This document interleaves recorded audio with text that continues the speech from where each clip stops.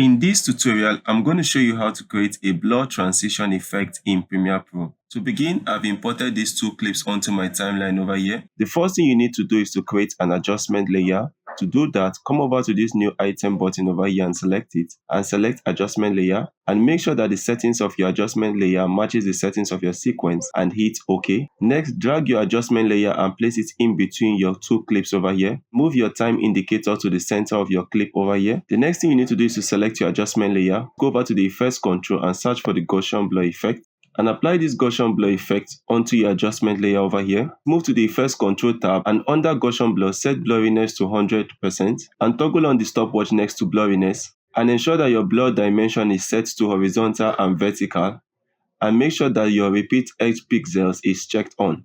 The next thing you want to do is to hold down Shift and the left arrow 6 times to go back 30 frames, and hit this reset parameter over here to reset the value back to 0, and select this arrow over here to move back to the first keyframe, and hold down Shift and hit the right arrow 6 times to move forward 30 frames, and hit this reset parameter once more to reset the value back to 0. And if I go back now and hit play, you can see what we've created over here.